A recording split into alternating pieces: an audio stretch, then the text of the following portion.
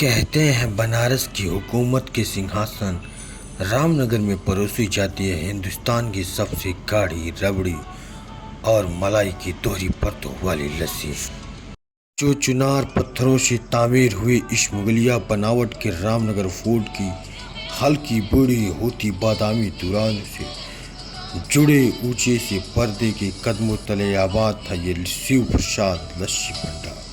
और ये चटक आसमानी दुकान ही आज की हमारी पहली मंजिल है। दोस्तों, बनारस की मशहूर शिव लस्सी प्रसाद भंडार रामनगर के एक नए सफ़र पे आपका स्वागत करता हूँ। रामनगर फोर्ट असल रंग और खूबसूरती मरम्मत का पदरंग शाले चढ़ा हुआ था और ऊपरी गुलाबी दीवारों पे हरे रंग की धारियों के नीचे लकड़ी के एक आलीशान दरवाजे के सामने छोटी सी तोप रस्मन रखी हुई थी और इस तोप से नपे हुए 30 कदमों पे रोड के बगल में थी नीली सी आसमानी दुकान शिव प्रसाद लस्सी भंडार। बड़ी ही खूबसूरत साफ सुथरी ये दुकान 2 हिस्सों में बटी थी, जिसके एक कोठरी हुआ हिस्से में कत्थई स्कूल की बेंचों बैठक थी कि खम्भों के नीचे उम्र की झुर्रियों से मुरझाई तस्वीरें नीचे लिखे अक्षरों से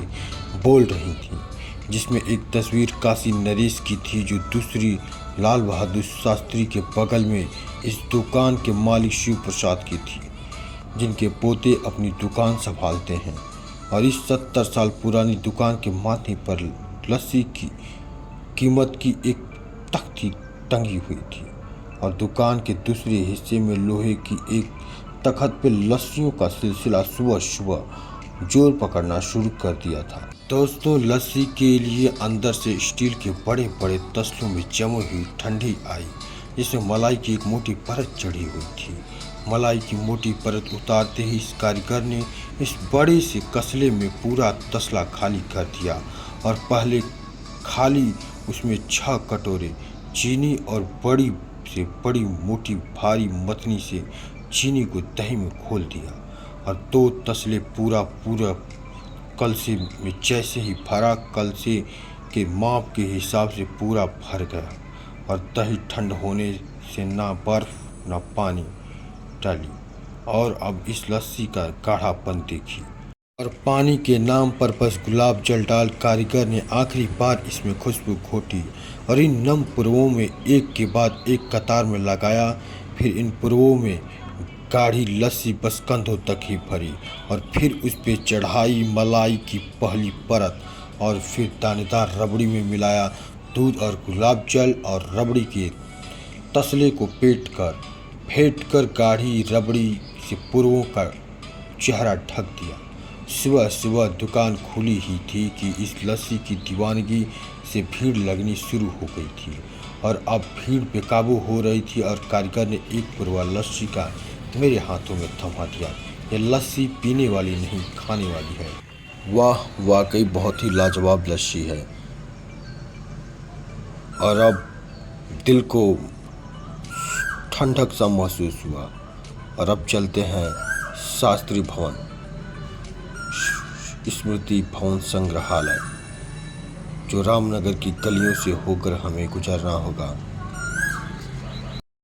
ये है पैतृक आवास, जय जवान जय किसान का नारा देने वाले भारत के दूसरे प्रधानमंत्री लाल बहादुर शास्त्री के पैतृक आवास, जिसका रामनगर स्थित लाल बहादुर शास्त्री स्मृति भवन संग्रहालय का लोकार्पण 27 सितंबर को राज्यपाल राम नाईक व मुख्यमंत्री योगी आदित्यनाथ ने किया। देश के लाल के पैतृक आवास को सजाने संवारने में 8 साल से अधिक का समय लगा। प्रधानमंत्री नरेंद्र मोदी पूर्व प्रधानमंत्री शास्त्री के पैतृक आवास पर आकर दोहरी की ढोल को सिर के माथे लगाए थे और अब सांस्कृतिक विभाग लखनऊ से आई टीम शास्त्री संग्रहालय को सजाने संवारने में जुटी है। इन तस्वीरों, पन्नों, अखबारों से उनके परिचय, उनकी उपलब्धियों को दिखाया गया है। सबसे खास बात तो यह है कि इस मॉडर्न युग में भवन से उनकी जुड़ी सारी सामग्री, मिट्टी के बर्तन, लालटेन, चूल्हे, बैठने के खटोले, चारपाई, उनके बिस्तर, कुर्सी को भी वस्तुओं इस संग्रहालय में आपको देखने को मिलेंगे। मिट्टी का आंगन, पुरानी तस्वीरें झलकती हुई महसूस होंगी। घूमने तो हम सब बहुत ही जगहों पे जाते हैं, पर एक बार लाल बहादुर शास्त्री पैतृक आवास पे आइए। इस मॉडर्न युग में पुरानी चीज़ें देख के आपको उन पुराने समय की यादों का तरोताज़ा महसूस करेंगे। इस संग्रहालय का सबसे ख़ास बात तो ये है कि यहाँ पर कोई चार्ज भी नहीं लगता। बस आइए और अपना फीडबैक दीजिए।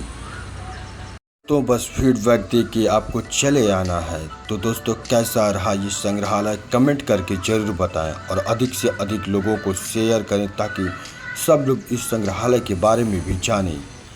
जय हिंद दोस्तों, फिर मिलेंगे। तब तक दोस्तों अपना ख्याल रखें। जय जवान, जय किसान, जय हिंद।